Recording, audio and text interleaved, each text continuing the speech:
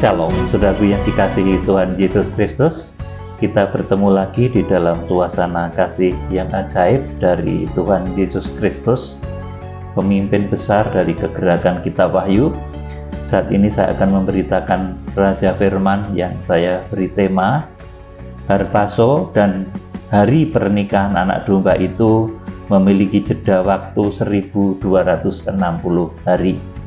Saudara yang dikasihi Tuhan Yesus Kristus, Harpaso dan pernikahan anak domba itu adalah dua hal yang berbeda dan memiliki jeda waktu yang tidak sebentar, yaitu sekitar 1260 hari atau ditulis juga sebagai 3,5 masa, dan ini ditulis di dalam Alkitab kita, dan ini menjadi rujukan yang sangat bagus seperti halnya ketika Tuhan itu menuliskan umur-umur Adam, umur Metusalah dan lain sebagainya, saudaraku. Nah, di sini diterangkan bahwa jeda waktu antara Harpaso di Wahyu pasal 12 ayat yang kelima dengan apa yang disebut sebagai pernikahan anak domba itu ada jeda waktunya 1260 hari. Saudara, Harpaso itu merupakan satu peristiwa di mana kita mengikuti jejak Henokh dan juga Elia. Harpaso itu bukan terjadi serta-merta, tahu-tahu diangkat, dibawa ke tahta Allah. Saudaraku, tahu-tahu yang penting itu kita akan siap-siap, tahu-tahu diangkat, saudaraku, mendadak diangkat. Tidak begitu, saudaraku. Proses Harpaso itu, Harpaso yang dimaksud di dalam Wahyu pasal 12 tentunya, karena Harpaso itu satu kata saja yang maknanya bisa berbeda-beda di dalam setiap kalimat. Misalkan Harpaso yang dialami Rasul Paulus itu Harpaso spiritual, di mana rohnya dibawa ke surga tingkat 3 tapi badannya di bumi. Kemudian Harpaso di dalam arti negatif itu ketika domba diterkam oleh serigala, itu dibawa dengan paksa, itu juga Harpaso, Yohanes pasal 10 ayat yang kedua.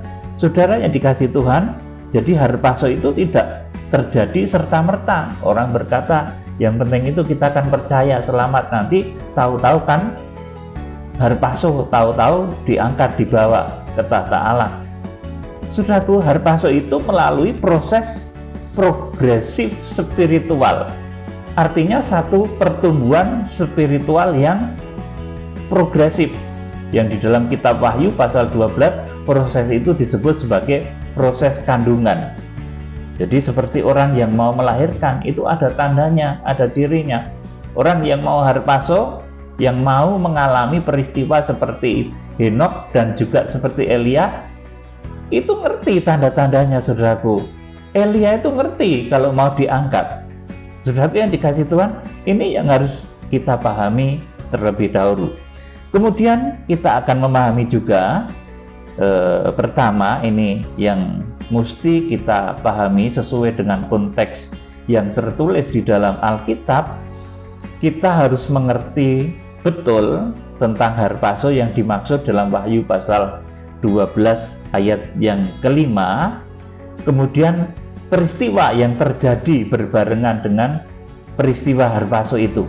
Jadi Harpaso itu beda dengan pernikahan anak domba di Wahyu 19, itu beda. Saudaraku, Harpaso itu terjadi bukan karena tiupan sangkakala, tetapi nanti pernikahan anak domba, di mana di sana Tuhan Yesus Kristus datang, orang-orang mati bangkit, itu karena tiupan nafiri yang terakhir. Tetapi Harpaso itu bukan karena tiupan nafiri. Harpaso itu mengikuti jejak Henokh dan juga Elia. Saudara yang dikasihi Tuhan, kita juga harus mengerti apa itu perjamuan malam kawin anak domba yang ditulis di dalam Wahyu pasal 19 ayat 6 sampai 9 beserta peristiwa-peristiwa yang terjadi saat pernikahan anak domba itu. Saudara, jadi kita harus tahu dua hal ini. Apa yang terjadi ketika Harpaso dan peristiwa-peristiwa yang mengiringi, yang berbarengan dengan Harpaso itu apa? Itu kita harus tahu. Kemudian kita juga harus ngerti apa itu perjamuan malam kawin anak domba beserta peristiwa-peristiwa yang terjadi saat perjamuan malam kawin anak domba itu. Saudara yang dikasihi Tuhan Yesus Kristus, Tuhan itu sangat luar biasa, penuh hikmat di dalam mendekati, membentuk jemaatnya. Itu dia memiliki satu cara yang sistematif, saudaraku. Tuhan menyebut kita kadang sebagai domba gembalaan. Di waktu lain Tuhan menyebut kita sebagai hamba. Di waktu lain Tuhan menyebut kita sebagai sahabat. Bahkan akhirnya Tuhan menyebut kita sebagai mempelai. Sudah, ketika Tuhan menganggap kita domba gembalaan dan dia gembala, tentu itu hubungan yang agak jauh ya saudaraku. Dan tentunya ini hubungan antara domba dan gembala itu merupakan hubungan binatang dan manusia agak jauh. Tetapi ketika hubungan mempelai, saudaraku, ketika dari tahap ke tahap kita bisa menyembelih dari keinginan-keinginan, dari tabiat-tabiat binatang kita, saudaraku, maka kemudian kita layak menjadi manusia hakiki yang kemudian disebut sebagai mempelai. Saudara yang dikasihi Tuhan Yesus Kristus, jadi di dalam tiap penyebutan itu terkandung makna. Ketika Tuhan menyebut kita domba, dia gembala, saudaraku, itu masih jauh hubungannya. Tetapi ketika Tuhan menyebut sahabat, itu lebih dekat lagi, saudaraku. Dan ketika Tuhan menyebut mempelai, itu artinya sangat dekat. Mempelai itu juga ngerti kapan hari pernikahan anak domba. Nggak mungkin saudaraku seorang mempelai wanita itu tidak tahu hari pernikahannya. Jadi kalau ada pesta pernikahan misalnya, saudaraku, seorang mempelai wanita itu pasti dikasih tahu harinya, saatnya kapan tepatnya hari pernikahan itu tiba, saudaraku.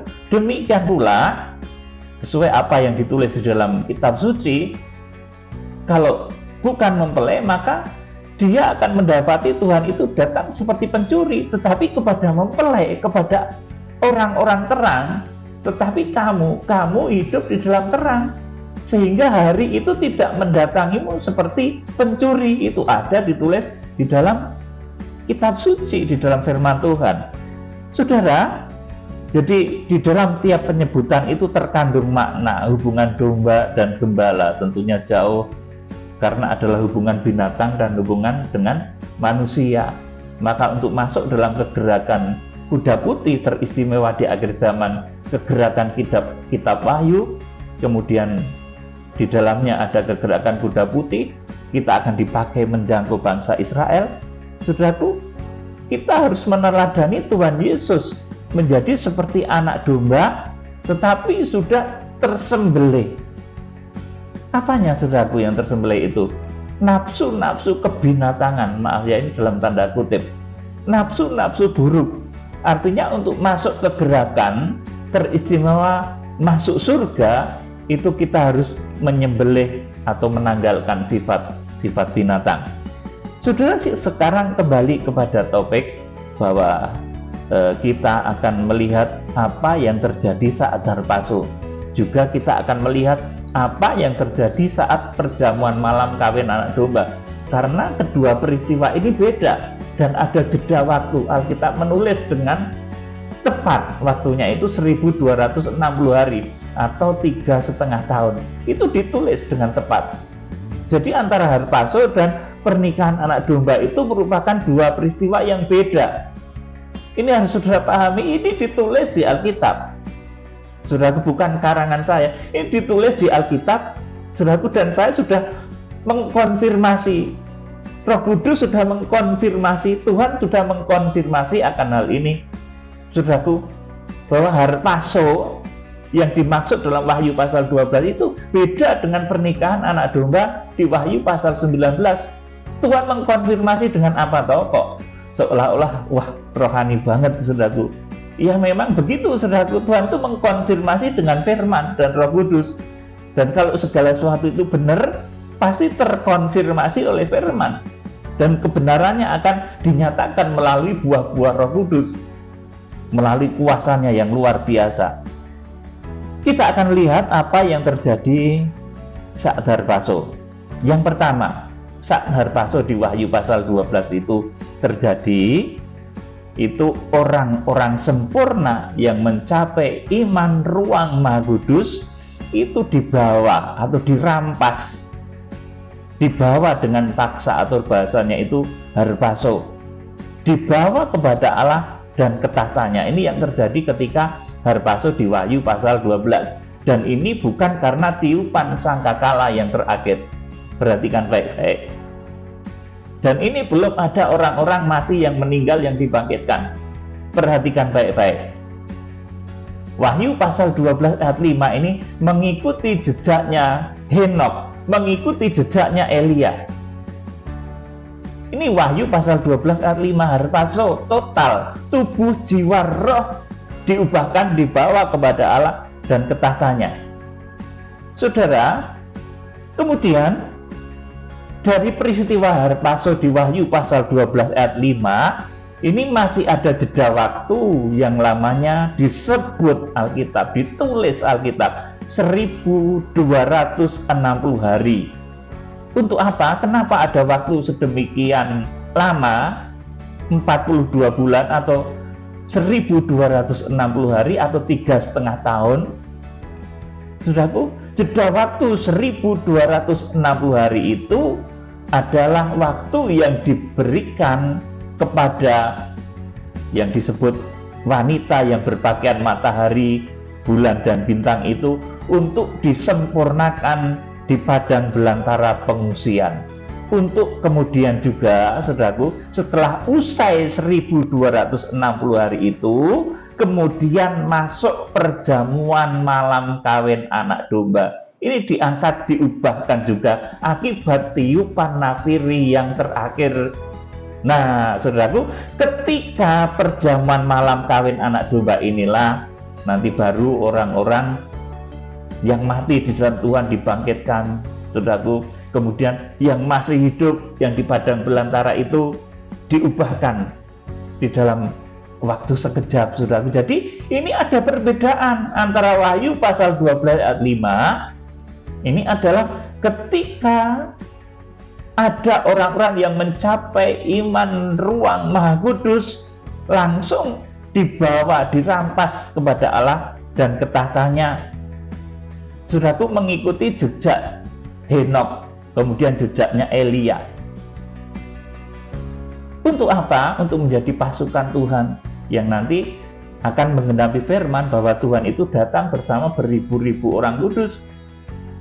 Di dalam Yudas pasal 1 ayat yang ke-14, kemudian juga menggenapi firman bahwa Tuhan itu, saudaraku, orang-orang kudusnya itu akan menghakimi dunia, akan menghakimi malaikat-malaikat. Itu seperti yang ditulis oleh Rasul Paulus, sehingga perlu yang namanya harpaso, saudaraku. Dan harpaso ini terjadinya 1260 hari sebelum perjamuan malam kawin anak domba, sebelum kedatangan Tuhan Yesus Kristus.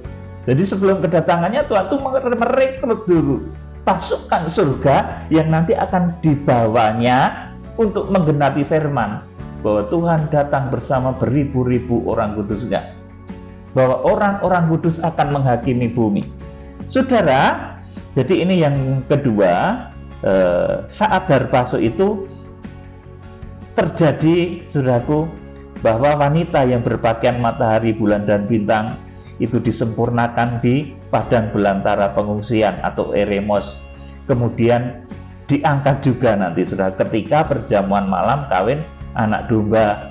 Saudaraku, Wahyu pasal 12 ayat yang ke-6, kemudian ayat yang ke-14, kemudian Wahyu pasal 19 ayat 6 sampai ayat yang ke-9.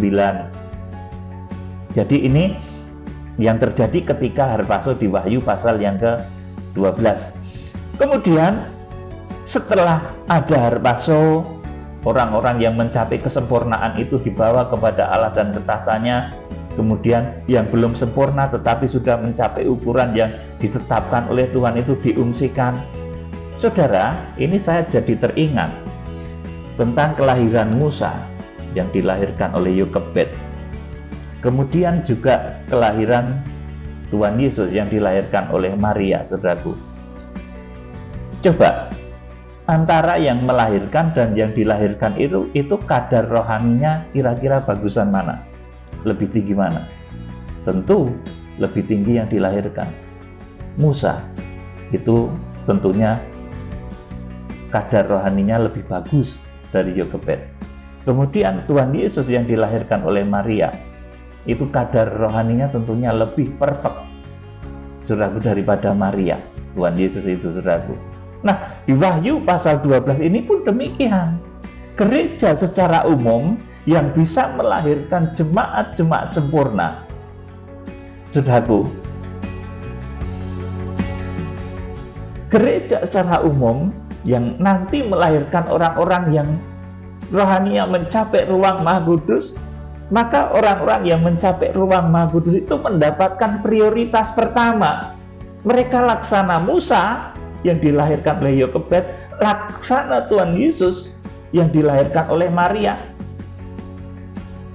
Saudara, dan di Wahyu pasal 12 ayat yang kelima itu, yang lahir itu orang-orang kudus sempurna, yang jumlahnya dikatakan puluhan ribu, banyak, saudaraku. Dan itu nanti merupakan badannya Tuhan Yesus Kristus. Jadi ada beberapa hal ya yang terjadi saat Harpaso. Yang pertama tadi, bahwa orang-orang sempurna yang mencapai iman ruang Maha Kudus itu langsung dibawa kepada Allah dan ketahtanya. Wahyu 12 ayat yang kelima. Kemudian saat yang bersamaan itu mempelai yang berpakaian matahari, bulan, dan bintang itu diungsikan ke satu tempat yang namanya padang belantara pengungsian. Kemudian yang ketiga, pada saat terjadi Harpaso itu, kemudian terjadi masa antikris di bumi selama 1260 hari juga, selama 42 bulan juga, saudaraku. Jadi wanita yang berpakaian matahari, bulan, dan bintang, saudaraku, ini kalau dahulu ya menunjuk kepada Maria, saudaraku. Kalau sekarang menunjuk kepada gereja Tuhan yang nanti melahirkan orang-orang sempurna, dan yang dilahirkan nanti banyak, saudaraku.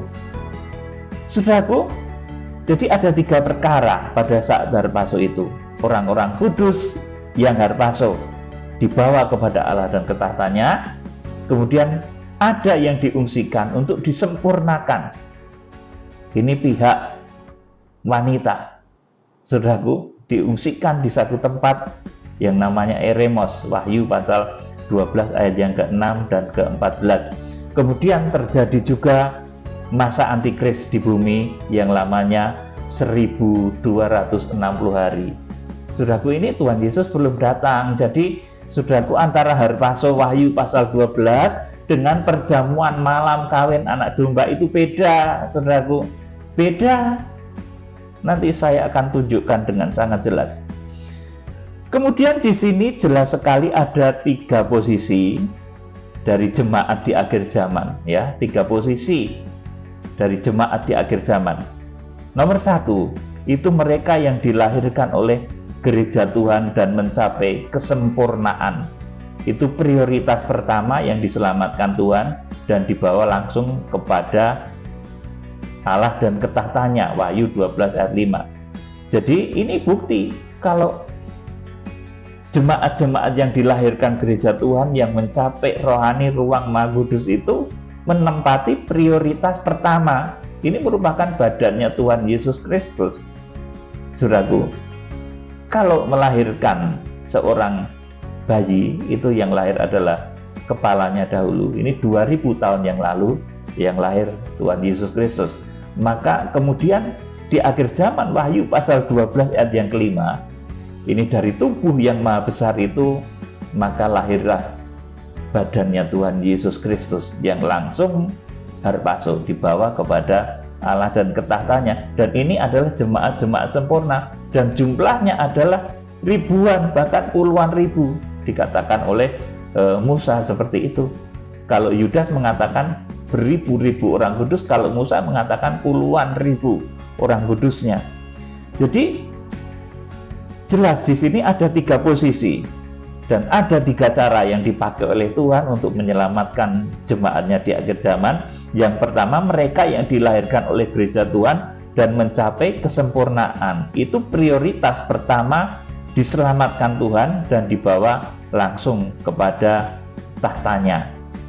Kemudian yang kedua, gereja Tuhan yang memenuhi ukuran yang ditetapkan Tuhan sesuai Wahyu pasal 11 ayat 1 dan 2. Itu di sana gereja diukur, saudaraku.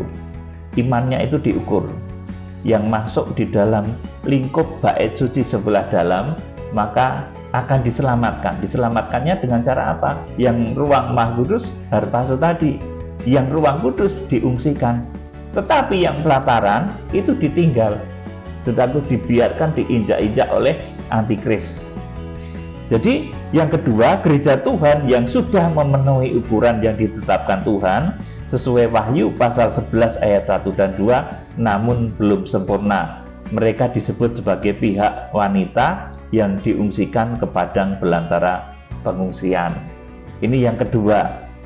Kemudian yang ketiga, ini orang-orang yang beriman tetapi belum memenuhi ukuran yang ditetapkan oleh Tuhan. Ini pelataran.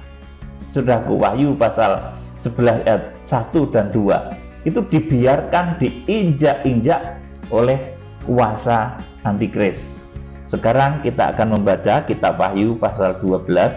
Ini sudah sering saya sampaikan ya, tetapi supaya saudara betul-betul paham dan mengerti bahwa antara harpazo di Wahyu pasal 12 ayat yang kelima itu beda dengan perjamuan malam kawin anak domba. Ada selisih waktu 1260 hari.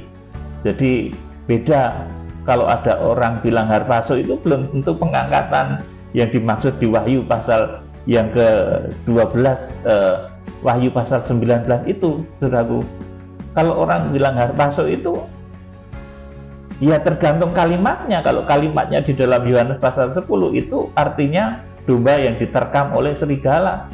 Kalau yang dikatakan Rasul Paulus itu harpazo secara spiritual, di mana Rasul Paulus jiwa rohnya itu dibawa ke surga tingkat 3 tapi badannya masih di bumi. Tetapi harpazo di Wahyu pasal yang ke-12 ini ketika tubuh jiwa roh mengalami keubahan, saudaraku. Dan ini beda dengan yang terjadi nanti di perjamuan malam kawin anak domba. Ada perbedaan. Kita akan baca Wahyu 12 ayat 1 sampai 6, dibaca Pak Nendra. Wahyu 12 ayat 1 sampai 6. Maka tampaklah suatu tanda besar di langit, seorang perempuan berselubungkan matahari dengan bulan di bawah kakinya dan sebuah mahkota dari 12 bintang di atas kepalanya. Ya, saya terangkan dulu. Jadi Wahyu pasal 12 ayat 1, 2, 3, 4, 5, 6 itu masih merupakan satu tanda Simeon. Jadi sudah harus paham akan hal ini.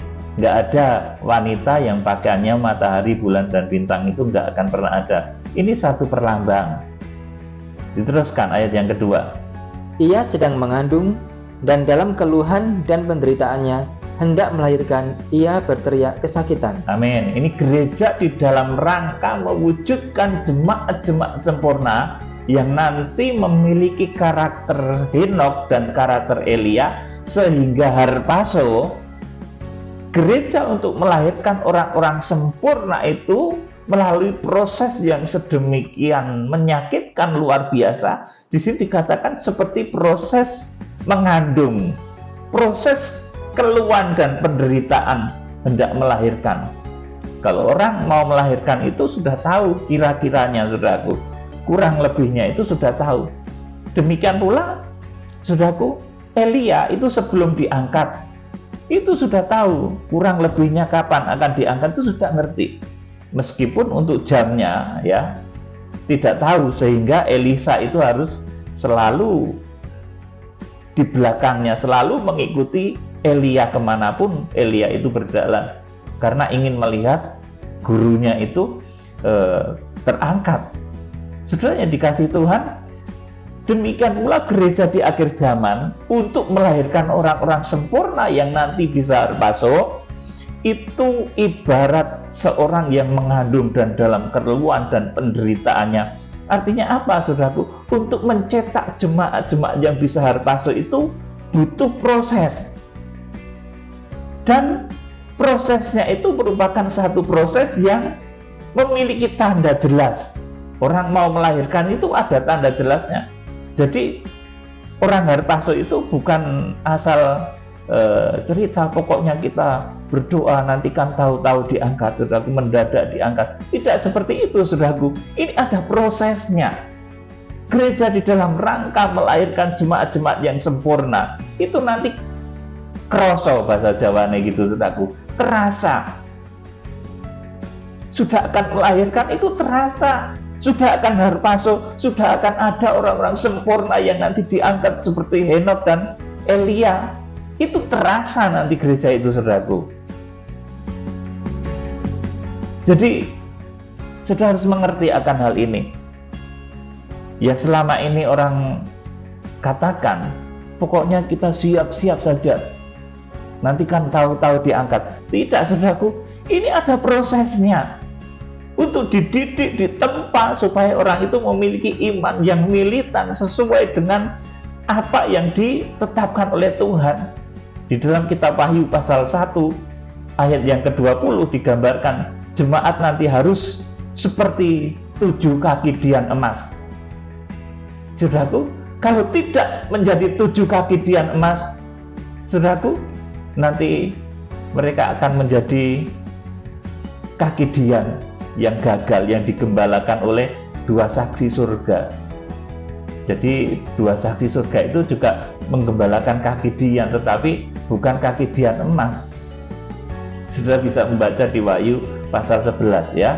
Itu orang-orang yang gagal. Sudah yang dikasih Tuhan, dilanjutkan ayat yang ketiga. Maka tampaklah suatu tanda yang lain di langit, dan lihatlah, seekor naga merah padam yang besar, berkepala 7 dan bertanduk 10, dan di atas kepalanya ada 7 mahkota. Nah, ini juga tanda Simeon juga, saudaraku.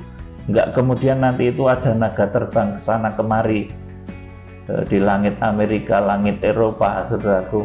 Orang itu kadang latah seperti itu, saudaraku. Wah, aku melihat naga terbang di atas benua Eropa. Jangan seperti itu, saudaraku. Itu nanti membuat orang latah, ya, saudaraku. Ini Simeon, satu perlambang. Kita harus membaca dengan hikmat, dengan makrifat Tuhan yang luar biasa. Lanjutkan. Dan ekornya menyeret sepertiga dari bintang-bintang di langit dan melemparkannya ke atas bumi. Terus.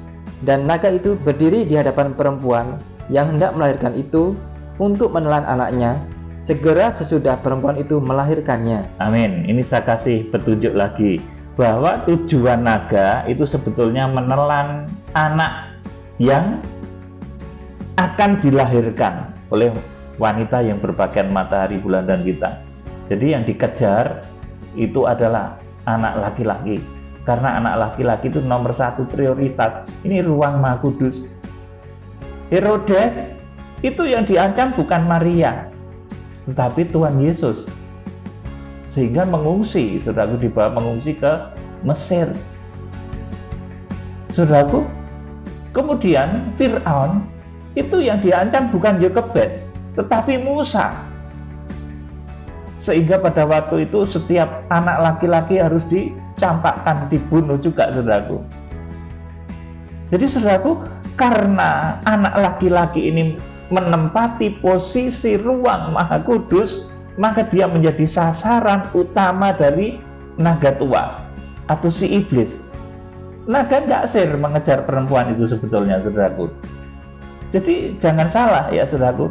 Yang hendak dikejar, yang mau ditelan itu adalah anak laki-laki. Naga nggak sir mengejar perempuan itu. Sebetulnya tujuan intinya itu. Yuk dibaca lanjut. Maka ia melahirkan seorang anak laki-laki yang akan menggembalakan semua bangsa dengan gada besi. Tiba-tiba anaknya itu dirampas dan dibawa lari kepada Allah dan ke tahtanya. Amin. Maka ia melahirkan seorang anak laki-laki yang akan menggembalakan semua bangsa dengan gada besi.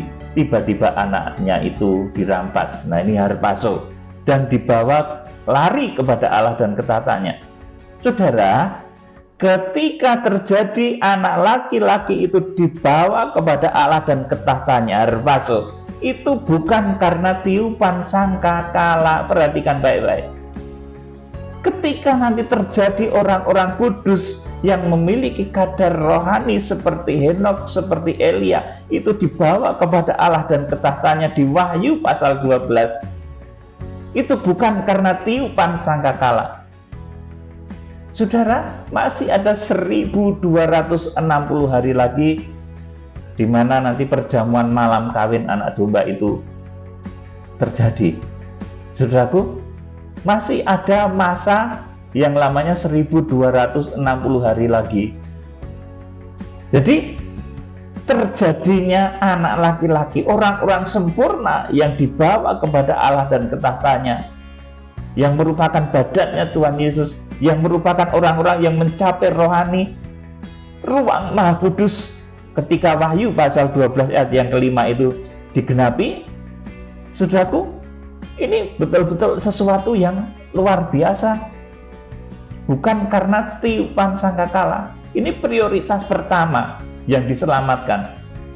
Jadi tadi yang menjadi tujuan untuk diterkam oleh iblis, dimakan, itu anak laki-laki. Tuhan, iblis atau ular naga merah padam itu, saudaraku, tidak memiliki niat untuk menelan atau mengejar perempuan itu, saudaraku. Nggak punya niat, saudaraku. Seperti Herodes itu nggak punya niat ngejar Maria. Buat apa, saudaraku? Yang mau dibunuh Tuhan Yesus, tapi keduanya mengungsi. Saudaraku, demikian pula ketika Musa lahir, itu yang dikejar, yang menjadi target mau dibunuh oleh Firaun itu bukan Yokebed, ibunya Musa, tetapi adalah Musa. Saudaraku, nah di Wahyu pasal 12 ini yang menjadi target utama dari si iblis itu juga adalah anak laki-laki atau orang-orang sempurna di akhir zaman yang dilahirkan oleh gereja Tuhan. Dan ini jumlahnya banyak. Jadi Wahyu pasal yang ke-12 ayat yang kelima ini pun masih merupakan satu Simeon, satu perlambang. Ada yang bertanya, ini kan kata-katanya tunggal toh Pak Pendeta. Loh iya, tapi ini masih dalam rangka menerangkan Wahyu pasal 12 ayat yang ke-1. Ini masih perlambang, melahirkan keturunan, eteken wios arken. Itu artinya melahirkan keturunan, ya, atau pewaris. Ya saudaraku, jadi seperti itu. Ayat yang ke-6, nah ini peristiwa yang terjadi sesaat setelah harpazo. Itu apa? Kita akan lihat. Ayat yang ke-6 dari Wahyu 12. Perempuan itu lari ke padang gurun, di mana telah disediakan suatu tempat baginya oleh Allah, supaya ia dipelihara di situ 1260 hari lamanya. Nah, jadi setelah harpazo itu masih ada waktu 1260 hari lamanya untuk mempelai yang diungsikan ke padang belantara pengungsian itu disempurnakan dengan suasana seperti Yesaya pasal yang ke-35. Saudara yang dikasihi Tuhan, kemudian saudaraku, setelah orang-orang yang beriman tetapi belum memenuhi ukuran yang ditetapkan oleh Tuhan itu, saudaraku, dibiarkan masuk ke masa antikris. Saudaraku, saya akan terangkan terjadinya masa antikris itu kenapa, saudaraku. Masa antikris itu terjadi oleh sebab iblis itu dicampakkan ke bumi. Nanti kita akan membaca ayat yang ke-7 dan ayat yang ke-8 dan 9 dari Wahyu pasal 12. Akibat iblis itu dicampakkan ke bumi, tidak punya akses lagi naik ke surga, maka bumi menjadi ajang pelampiasan kegeraman dari nafsu iblis, dan terciptalah masa antikris di bumi. Jadi ketika gereja nanti berhasil mendidik, menempa jemaat-jemaat sehingga memiliki karakter Henokh dan Elia, kemudian dibawa kepada Allah dan ke tahtanya, dan itu bukan karena tiupan sangkakala, maka kemudian timbul peperangan di surga, saudaraku, dan iblis dicampakkan ke bumi, dan lamanya itu nanti 1260 hari juga. Masa antikris itu 1260 hari juga, atau 42 bulan.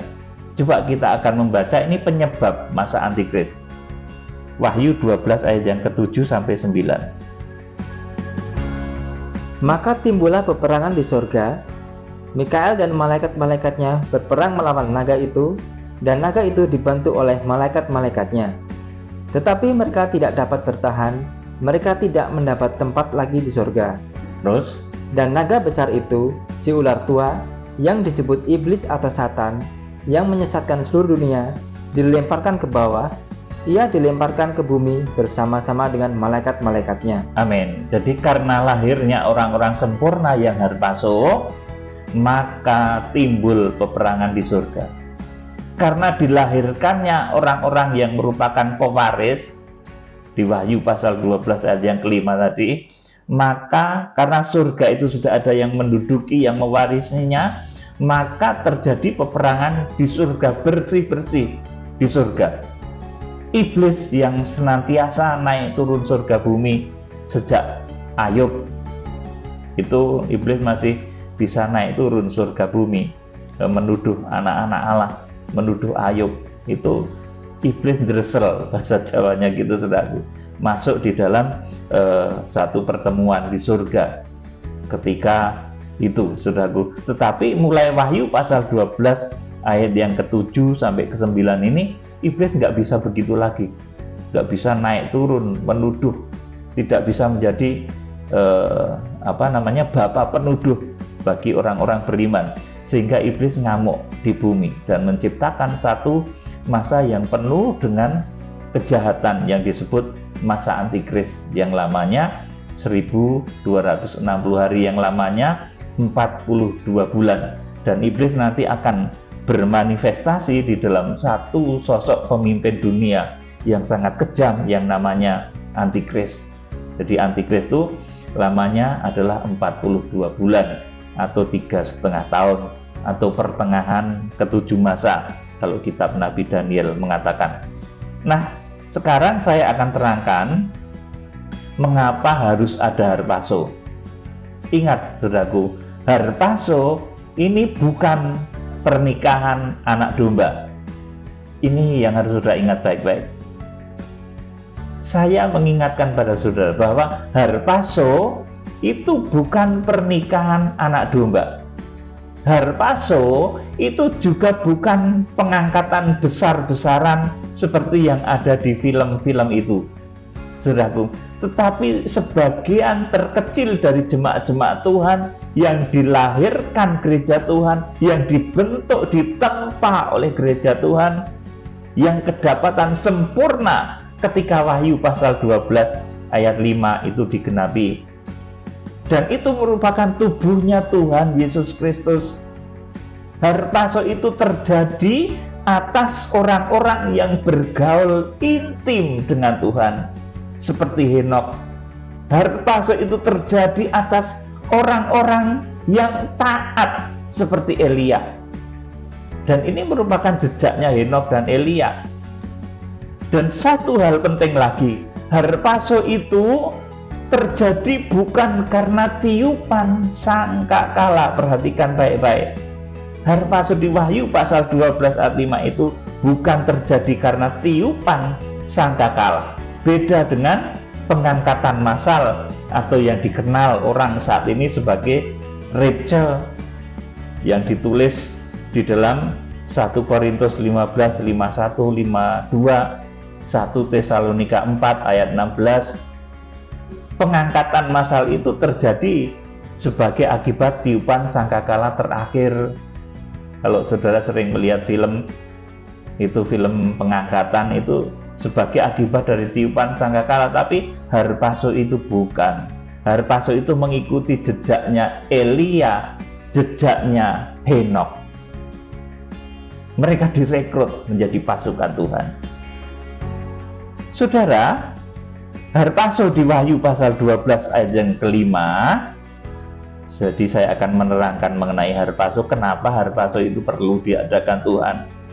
Kenapa kejadian seperti Henokh, kemudian seperti Elia itu dilakukan oleh Tuhan di akhir zaman, dan jumlahnya adalah ribuan atau puluhan ribu orang-orang kudus. Saudaraku, harpazo Wahyu pasal 12 ayat 5 itu dilakukan Tuhan sebagai cara untuk merekrut pasukan surgawi yang akan menggenapi firman bahwa Tuhan Yesus itu datang bersama beribu-ribu orang kudusnya untuk menghakimi bumi. Jadi harpazo ini ya saudaraku tujuannya. Yang pertama itu untuk menggenapi firman, karena ini ada tertulis dan harus digenapi bahwa Tuhan Yesus itu datang bersama beribu-ribu orang kudusnya untuk menghakimi bumi. Tuhan datang nggak sendirian, tetapi bersama beribu-ribu orang kudusnya untuk menghakimi bumi. Coba kita akan membaca Yudas pasal 1 ayat 14 dan 15. Yudas pasal 1 ayat 14 dan 15. Ini harpazo untuk menggenapi ini, saudaraku. Juga tentang mereka, Henokh, keturunan ketujuh dari Adam, telah bernubuat katanya, sesungguhnya Tuhan datang dengan beribu-ribu orang kudusnya, Terus, hendak menghakimi semua orang dan menjatuhkan hukuman atas orang-orang fasik karena semua perbuatan fasik yang mereka lakukan dan karena semua kata-kata nista yang diucapkan orang-orang berdosa yang fasik itu terhadap Tuhan. amin. Jadi ini yang berkata Henokh. Henokh itu termasuk orang-orang yang luar biasa, yang mengalami cara pengangkatan seperti orang-orang di Wahyu pasal yang ke-12 ayat yang kelima. Jadi Tuhan itu datang bersama beribu-ribu orang kudusnya. Jadi harpazo itu adalah cara Tuhan untuk merekrut pasukannya, sehingga menggenapi firman bahwa Tuhan datang dengan beribu-ribu orang kudusnya hendak menghakimi semua orang. Yuk kita akan baca. Kalau ini yang berkata adalah Henokh. Kemudian Nabi Musa juga berkata sebelum wafat. Ulangan pasal 33 ayat 1 dan 2. Ulangan 33 ayat 1 dan 2. Inilah berkat yang diberikan Musa, abdi Allah itu, kepada orang Israel sebelum ia mati. Terus, Berkatalah ia, Tuhan datang dari Sinai dan terbit kepada mereka dari Seir. Ia tampak bersinar dari pegunungan Paran dan datang dari tengah-tengah puluhan ribu orang yang kudus. iya, Di sebelah kanannya tampak kepada mereka api yang menyala. iya. Kalau Nabi Musa ini berkata Tuhan datang bersama puluhan ribu orang kudusnya. Kenapa Musa juga berkata? Saudara, Musa itu hamba yang istimewa, kekasih Tuhan yang istimewa, sehingga mayatnya tidak diketemukan. Mayatnya direbut oleh malaikat Mikael, dan rupanya dia sudah mengalami transformasi badan, sehingga bertemu dengan Tuhan Yesus di Matius pasal yang ke-17 itu bersama dengan orang yang diangkat hidup-hidup, Henokh dan Elia. Nah, Musa ini rupanya merupakan satu bagian dari mereka, dan ini merupakan pembicaraan Matius pasal 17. Kalau saudara membaca di sana, ketika Tuhan Yesus menyatakan diri, Tuhan Yesus berubah wujud, kemudian bertemu dengan Musa, kemudian bertemu dengan Elia. Saudaraku, itu sesuatu yang luar biasa. Mereka membicarakan mengenai hal akhir zaman ini, bahwa nanti di akhir zaman akan ada orang seperti kamu Musa, seperti kamu Elia, yang akan dipakai menjadi pasukan Tuhan.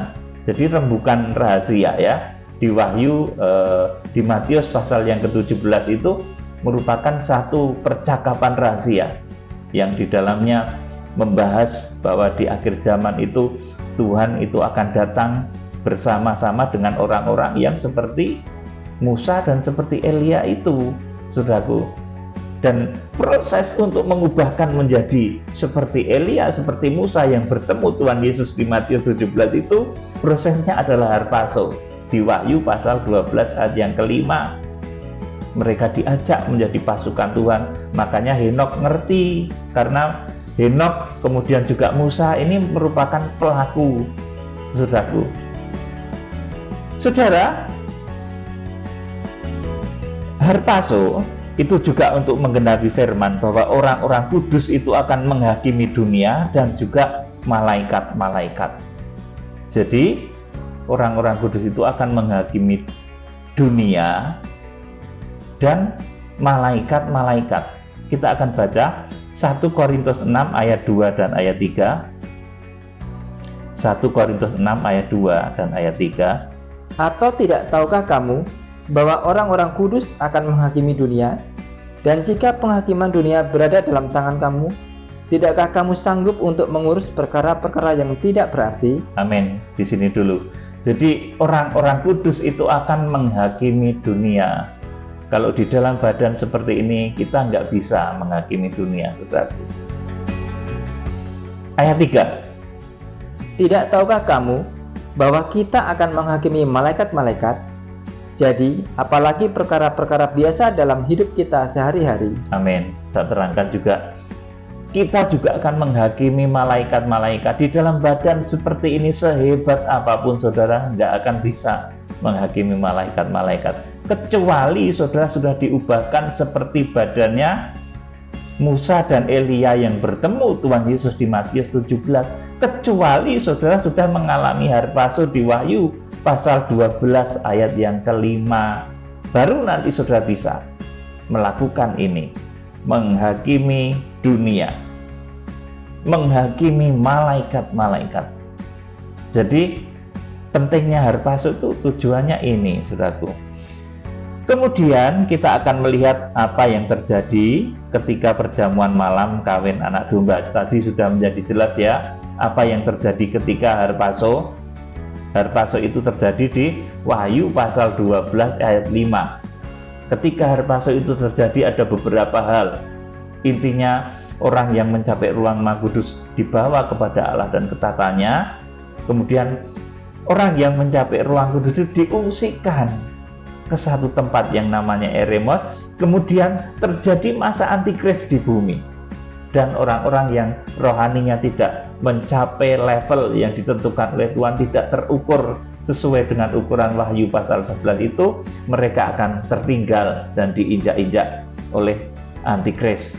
Saudaraku, itu yang terjadi ketika harpazo di Wahyu pasal 12 ayat yang kelima. Dan itu peristiwanya adalah 1260 hari sebelum Tuhan Yesus Kristus datang. 1260 hari sebelum perjamuan malam kawin anak domba. Kemudian saat ini saya akan terangkan apa yang terjadi di akhir 1260 hari itu. Apa yang terjadi 1260 hari setelah harpazo? Apa yang terjadi 3,5 tahun setelah harpazo? Jadi harpazo itu akan berjalan selama 3,5 tahun atau 1260 hari. Kemudian baru terjadi apa yang disebut perjamuan malam kawin anak domba. Jadi selama 3,5 tahun itu, makanya kalau saudara membaca di dalam kitab Wahyu pasal yang ke 15, 16 itu mulai terjadi penghakiman, pencurahan 7 cawan murka Allah. Saudaraku yang dikasihi Tuhan, jadi kita akan melihat apa yang terjadi ketika perjamuan malam kawin anak domba. Ini jelas ditulis jeda harinya dari peristiwa harpazo. Ini jeda harinya ditulis jelas di Wahyu pasal 12 ayat yang kelima, ke-6, ke-14, dan waktunya ditulis adalah 1260 hari atau 3,5 masa setelah harpazo. Jadi perjamuan malam kawin anak domba itu terjadi 1260 hari atau 3,5 masa setelah harpazo. Jadi beda antara harpazo dan perjamuan malam kawin anak domba. Antara hari Paso di Wahyu pasal 12 dan kedatangan Tuhan Yesus itu beda, saudaraku yang dikasihi Tuhan. Lalu apa yang terjadi di sana? Kita akan membaca Wahyu pasal 19 ayat 6 sampai 9. Ini yang terjadi ketika perjamuan malam kawin anak domba. Wahyu 19 ayat 6 sampai 9. Lalu aku mendengar seperti suara himpunan besar orang banyak, seperti desau air bah, dan seperti deru guru yang hebat, katanya, Haleluya, karena Tuhan Allah kita yang Maha Kuasa telah menjadi Raja. Terus, marilah kita bersukacita dan bersorak-sorai dan memuliakan Dia. Karena hari perkawinan anak domba telah tiba. Iya, hari perkawinan anak domba telah tiba. Terus, dan pengantinnya telah siap sedia. Terus, dan kepadanya dikaruniakan supaya memakai kain lenan halus yang berkilau-kilauan dan yang putih bersih. Lenan halus itu adalah perbuatan-perbuatan yang benar dari orang-orang kudus. Terus, lalu ia berkata kepadaku, tuliskanlah, berbahagialah mereka yang diundang ke perjamuan kawin anak domba. Katanya lagi kepadaku, perkataan ini adalah benar, perkataan-perkataan dari Allah. Iya. Jadi pada saat perjamuan kawin anak domba, inilah yang disebut dengan kedatangan Tuhan Yesus Kristus.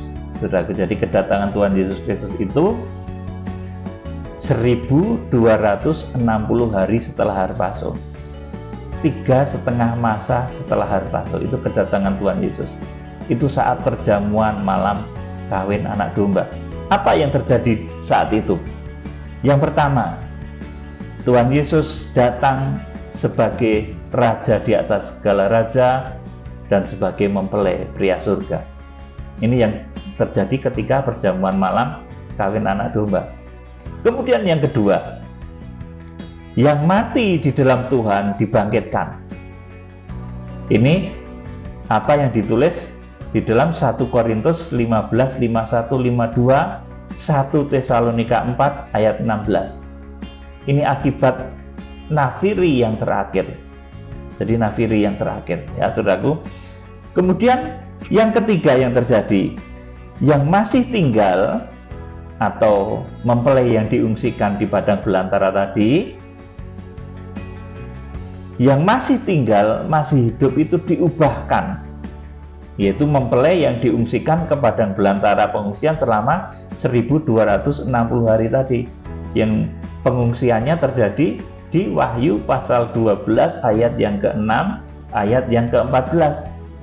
Ketika perjamuan malam kawin anak domba itu, mereka yang diungsikan tadi diubahkan.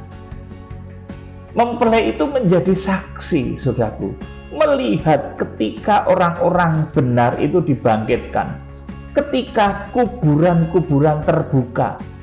Ya, saudaraku, ini pemandangan yang menakjubkan waktu itu. Tapi kalau terjadi sekarang, itu menjadi pemandangan yang mengerikan. Misalkan saudara melihat ada kuburan terbuka, ya, kemudian ada yang bangkit, tapi belum ada. Kalau sekarang saat ini, untuk saat-saat ini belum ada, ya saudaraku, kecuali pada saat Tuhan Yesus bangkit, ya saudaraku, Tuhan Yesus bangkit dahulu, itu memang ditulis ada kuburan-kuburan yang terbuka. Tetapi saya tidak bertanya pada Tuhan, apa itu kuburan di sekitar Tuhan Yesus saja, apa merupakan kuburan-kuburan di seluruh dunia, saya tidak bertanya tentang hal itu. Tetapi pada saat Tuhan Yesus Kristus datang nanti, saudaraku, yang masih tinggal setelah yang mati tadi dibangkitkan, kemudian yang masih tinggal siapa itu? Yaitu mempelai yang diungsikan ke padang belantara pengungsian tadi, itu menjadi saksi. Mereka melihat ketika orang-orang benar itu dibangkitkan, kuburan-kuburan terbuka. Ini pemandangan yang menakjubkan waktu itu, saudaraku. Dan ini yang sebenar-benarnya dikenal oleh orang banyak itu sebagai pengangkatan atau rapture, ya. Jadi ini posisinya di sini, bukan pada saat hari Paso itu, bukan, tetapi di sini, saudaraku. Dan ini terjadi akibat tiupan nafiri yang terakhir, saudaraku. Jadi setelah mempelai diubahkan, kemudian apa yang terjadi ketika perjamuan malam kawin anak domba? Itu adalah pengadilan tahta Kristus atau pengadilan bema Kristus. Ini bahasanya memang kalau di dalam Alkitab disebut perjamuan malam kawin anak domba. Jadi bukan bahasa yang mengerikan. Pada saat itu ditentukan posisi orang-orang beriman.